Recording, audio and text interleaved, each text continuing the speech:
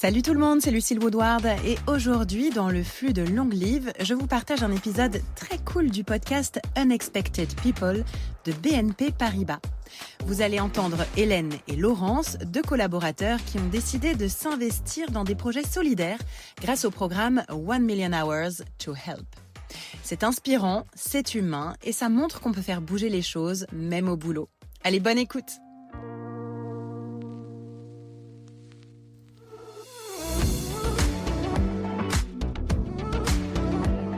Juriste et réserviste, manager et frisqueur, chargé d'affaires et mentor. Chez BNP Paribas, derrière chaque collaborateur et collaboratrice, il y a un parcours unique et des engagements insoupçonnés.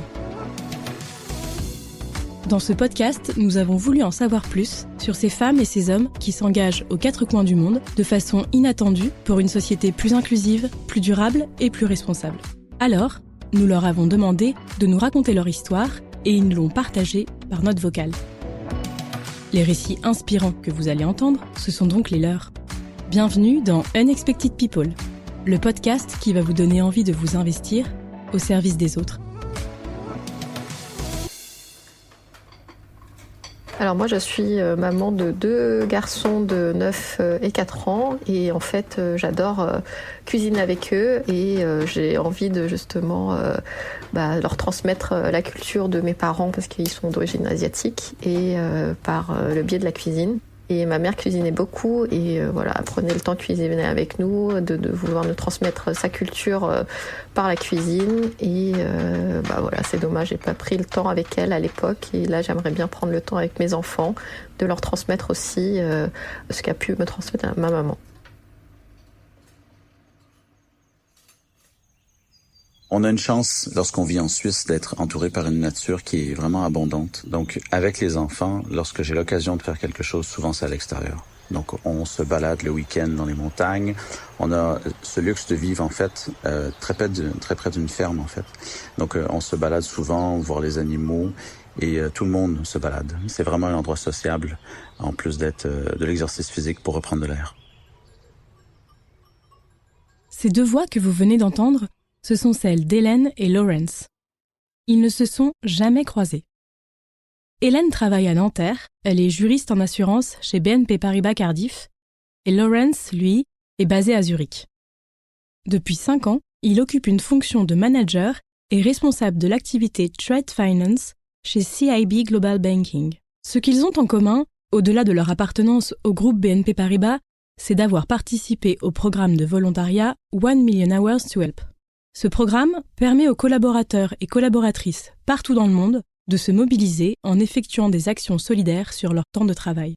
Ils n'ont ni la même expérience du milieu associatif, ni la même manière de s'engager, mais ils partagent une envie commune, celle de s'investir au service du mieux-être des autres, tout en s'amusant. Dans ce premier épisode, vous allez découvrir que le volontariat peut être une passion qui s'accomplit aussi bien au sommet des plus belles montagnes suisses que dans le réfectoire d'un collège d'Île-de-France en compagnie d'un grand chef. J'ai toujours eu une sensibilité particulière en fait aux différentes formes d'inégalités, notamment des inégalités sociales, et donc une volonté de contribuer à les atténuer à ma propre échelle. Et en fait, depuis 2 ans, je suis moi-même trésorière de l'association Asiatitude Family, qui lutte contre les discriminations dont sont victimes les personnes d'origine asiatique, et qui permettent aussi de transmettre les valeurs et les identités asiatiques. Et en fait, quand j'ai découvert le programme 1 Million Hours to Help chez BNP Paribas, il y a une association qui m'a particulièrement interpellée, en fait, c'est la Tablée des chefs. Et qu'est-ce que propose cette association ? C'est de pouvoir accompagner en fait une classe de collégiens dans un établissement d'éducation prioritaire pendant 1 an et de leur montrer en fait, de les accompagner pour faire des ateliers culinaires, leur montrer comment cuisiner. Donc c'est un vrai engagement et ça me permet d'allier aussi bien ma passion de la cuisine que la transmission à des jeunes issus de milieux populaires. Alors Hélène rejoint la Tablée des chefs en 2021. Cette association, qui travaille avec des chefs cuisiniers reconnus, œuvre pour développer la culture culinaire et permettre à chacun de bien manger, quel que soit son niveau de ressources. Lawrence, lui, a organisé l'été dernier avec son équipe et l'association Différence Solidaire une randonnée en plein cœur de la forêt pour des personnes âgées à mobilité réduite. J'ai discuté du programme 1 Million Hours to Help avec mes collègues et je me suis dit ce qui pourrait être intéressant pour ces journées de volontariat, ce serait de combiner l'engagement et finalement le team building. En gros, faire du volontariat en équipe. Donc, quand j'en ai parlé, ils étaient très enthousiastes. On souhaitait une mission avec un contact humain et un impact social concret. On souhaitait faire ça en groupe et en extérieur. Donc, c'est à ce moment-là que je découvre l'association Différence Solidaire, qui offre en fait différents types d'activités, différents types de sorties. Et depuis que moi j'ai des enfants, en fait, le lien intergénérationnel, il a pris quand même une plus grande importance. Je me dis que c'est important de veiller à ce que nos parents soient pas trop isolés, parce que les personnes qu'on serait amenés à accompagner, ici en l'occurrence, c'était des mamies qui avaient, je pense, 85 et 95 ans. Donc c'est réellement une autre vie qu'ils étaient amenés à partager avec nous. Et donc, à ce titre, en fait, tous les collègues, finalement, ont sauté sur l'occasion d'avoir cet échange, qui est en fait assez privilégié.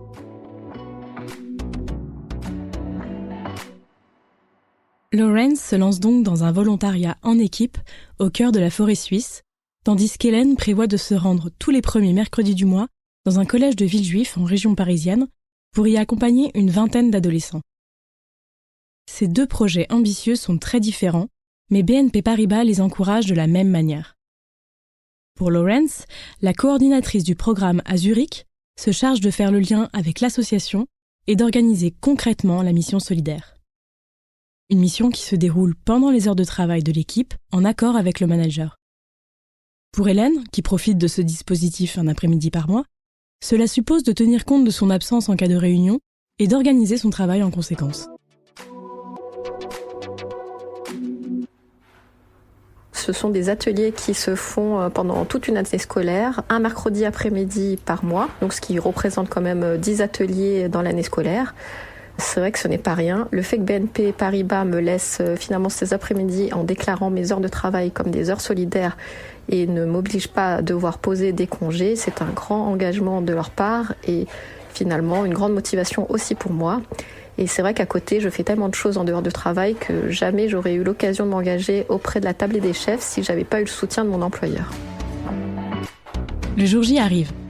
Hélène et Lawrence sont à la fois stressés et excités. Dans les deux cas, les premiers échanges vont être déterminants et donner le ton de leur engagement. Celui-ci va prendre une forme très différente, mais le défi est le même, créer un lien avec des inconnus.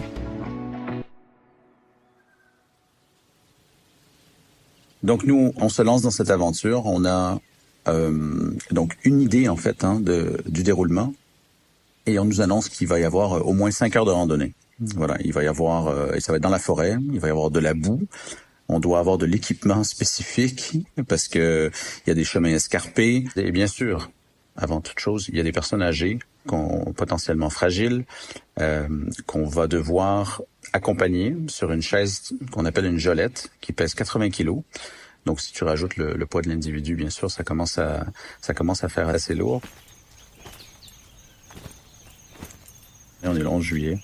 Une journée parfaite pour une randonnée. On fait un tour de table pour présenter les participants et c'est à ce moment-là en fait qu'on nous présente Hélène, Germaine et Rosemary, 3 mamies qui sont en fait incapables de se déplacer sans chaise roulante. Et c'est eux qui, avec leur aide-soignant, qui se doit d'être présent si jamais il y a des complications quelconques, qu'on ouvre le bal. Et ça, c'est un moment en fait qui permet de détendre un peu l'atmosphère.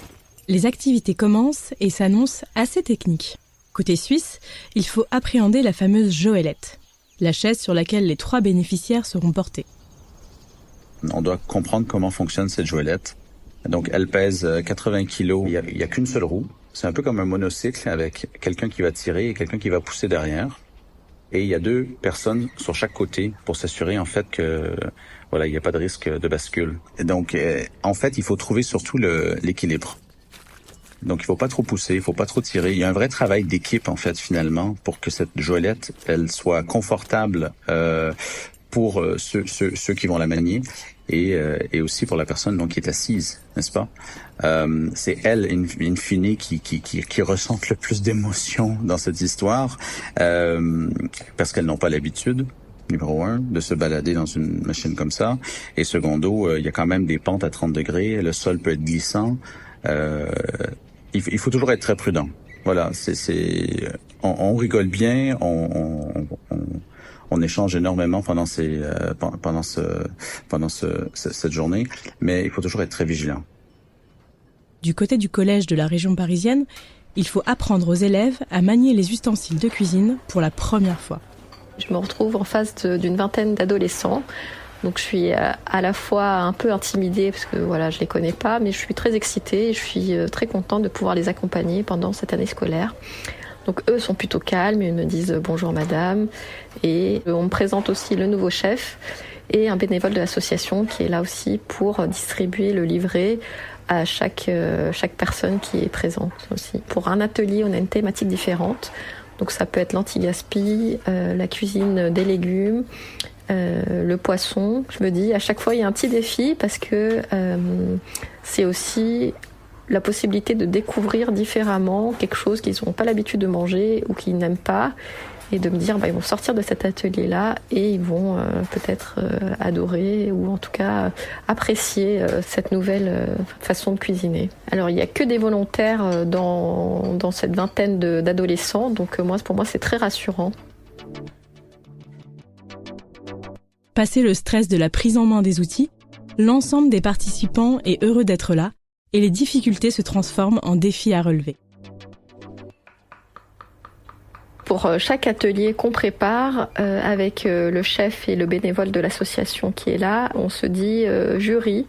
Donc le but de chaque atelier, ça va être de nous présenter finalement ces assiettes, mais sur un esprit bon enfant. Donc on voit qu'ils sont très motivés, qu'ils sont très inspirés. Donc nous, on va leur donner aussi plusieurs prix pour pas qu'ils se sentent un peu lésés. Donc ça va être la meilleure assiette, la meilleure présentation, l'équipe qui a nettoyé le mieux son plan de travail. Et voilà, c'est pour les motiver et leur donner envie de continuer aussi cette compétition. Parce qu'au final, à la fin de tous ces ateliers-là, il y a une vraie compétition avec tous les établissements de France. Et là, en fait, on a des vrais chefs qui jugent sur des critères assez objectifs pour choisir l'équipe qui va remporter la table des chefs pour cette année. Pendant les ateliers, c'est vrai qu'on s'amuse beaucoup. Ces ateliers se font vraiment avec joie et plaisir des deux côtés. C'est le lien humain qui prime et qui se développe au fil du volontariat. Hélène se crée une place à part auprès des élèves. Lawrence, lui, remarque que l'anniversaire surprise de son collègue au cours du déjeuner permet de briser la glace. La meilleure partie de cet exercice, c'est quand même le dialogue avec ces trois participantes, ces trois dames. Et l'anniversaire a quand même permis de débloquer une discussion autour de l'âge. On a compris, en fait, qu'on avait l'âge d'être leurs enfants. Et elles nous ont dit, en fait, que c'était très difficile de voir de voir leurs propres enfants aussi souvent qu'elles le souhaitaient. Donc elles se confient, elles parlent un petit peu de leur isolement et c'est des beaux moments de partage parce que beaucoup d'entre nous finalement sommes en Suisse aussi en quelque sorte expatriés, donc nos parents vivent pas ici. Ça nous fait toujours un peu plaisir d'échanger avec les autres. Voilà, surtout lorsqu'il y a ces différences de génération. Les trois grands-mères se confient à leurs porteurs sur la solitude qu'elles vivent au quotidien. Le seul fait d'en parler permet d'atténuer leur sentiment d'isolement. Et au-delà des mots, la nature les apaise. C'est un pays magnifique. On passe par des endroits fabuleux et c'est assez émouvant de voir ça tous ensemble. On connaissait pas du tout le coin. Et après quelques heures de marche, en fait, on découvre un mur de roche avec tous les écussons des différents cantons suisses. Et à quelques mètres de là, il y avait une fontaine naturelle et une cascade d'eau. Donc on s'est tous arrêtés pour essayer d'identifier les écussons que ceux connaissaient et aussi se rafraîchir parce que l'eau elle est potable, elle est fraîche, donc c'est très agréable. Faut reconnaître qu'il faisait plus de 30 degrés, hein. Donc c'était pas mal d'avoir ce moment. La journée au complet dure à peu près 8 heures. On a marché à peu près 2h30 sur le premier tronçon et ensuite on revient et à peu près 2h30 de marche au final. C'est le moment où on revient à la case départ, tranquillement, on dépose nos sacs et on finit d'échanger. Puis tout à coup, il y a une des dames qui demande à prendre la parole. Donc c'était Germaine en l'occurrence. Et elle nous explique à quel point ce moment était extraordinaire pour elle. Et elle se met à pleurer. Et ensuite, les 2 autres mamies se mettent à pleurer et on a tous les yeux rouges.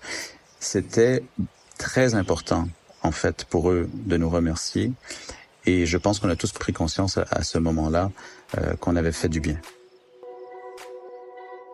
Tandis qu'à Villejuif, au fil des mois, Hélène voit les élèves acquérir des compétences et de la confiance en eux. Mais ce qui la touche par-dessus tout, c'est de constater qu'eux aussi partagent sa plus grande passion.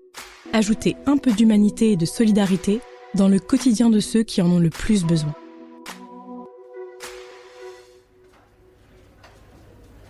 En décembre de l'année dernière, on organise un atelier destiné en fait aux sans-abri et il y a une personne de l'association qui vient donc en début d'atelier pour nous présenter l'association et nous expliquer sa démarche. Donc et à la fin de l'atelier, donc il faut qu'elle reparte avec de petites boîtes pour les sans-abri et leur distribuer le soir même. Donc c'est vrai que c'est un atelier moi qui me touche particulièrement parce que je sais que cette fois-ci les élèves vont cuisiner non pas pour eux ce qu'ils font pour tous les autres ateliers, mais ils vont cuisiner pour d'autres personnes. Et ce qui me touche le plus, en fait, c'est qu'ils utilisent les couvercles en carton sur lesquels ils vont écrire des petits mots, en fait, destinés aux sans-abri et des mots très personnalisés en leur disant bon appétit, bon courage, on pense à vous, avec des petits cœurs, des dessins, des étoiles. Et du coup, je suis très contente de pouvoir les accompagner dans ce geste-là. Et puis, je suis très fière d'eux et de ce qu'ils font. Une fois chez eux, Hélène et Lawrence retrouvent leurs proches. Mais le souvenir des élèves et des 3 femmes que Lawrence et son équipe ont portées ne les quitte pas. Ces moments passés ensemble résonnent même après plusieurs jours. Quand je rentre chez moi, je vais montrer les plats de ce qu'on a cuisiné à mes enfants, à mon conjoint. C'est assez inspirant parce que c'est vrai qu'à chaque fois, ils font des belles présentations. Donc parfois on refait les mêmes recettes, donc c'est super enthousiasmant de partager ces ateliers-là avec eux et puis de partager et de transmettre ma passion de la cuisine avec eux. En fait au bureau, mes collègues sont super curieux et étonnés de ce que je peux faire au sein de cette association-là. Donc ils ont envie de voir les photos des ateliers, de ce qu'ont cuisiné les élèves. Et puis c'est vrai qu'ils me demandent à chaque fois comment je fais pour gérer autant de choses à la fois. Moi au contraire, ça me donne beaucoup d'énergie d'aider ces élèves. Par exemple, si une nouvelle personne arrive dans l'entreprise, j'aime beaucoup l'aider à s'intégrer et puis à la faire rencontrer d'autres personnes. Et c'est quelque chose d'hyper valorisant et enthousiasmant pour moi. En ce qui me concerne, dès que je suis arrivé à la maison, j'ai commencé à raconter ça à mes enfants et ils étaient complètement intrigués par la Jolette. C'était vraiment le truc, voilà, le morceau de technologie. Ils voulaient savoir comment ça marche, si c'était lourd, comment on fait pour faire tenir quelque chose sur une roue de toute façon, parce que les vélos ont 2 roues. Donc on a eu toute une explication technique. Le lendemain, en fait, la première chose que je fais quand j'arrive au bureau, j'envoie un petit mail pour remercier l'organisateur et je mets tout le monde en copie.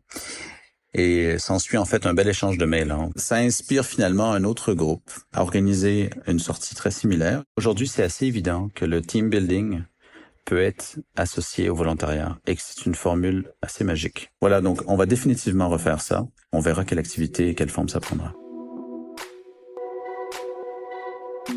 Lawrence et Hélène gardent un souvenir marquant de ces journées extraordinaires. Loin des montagnes et des fourneaux, de retour au bureau, ils espèrent renouveler ou prolonger ces expériences de volontariat. Lawrence attend avec impatience la prochaine mission en équipe. Hélène, quant à elle, espère que pour sa 3e année d'engagement, les élèves du collège de Villejuif remporteront le trophée du concours national. Dans les 2 cas, ils ont atteint leurs objectifs.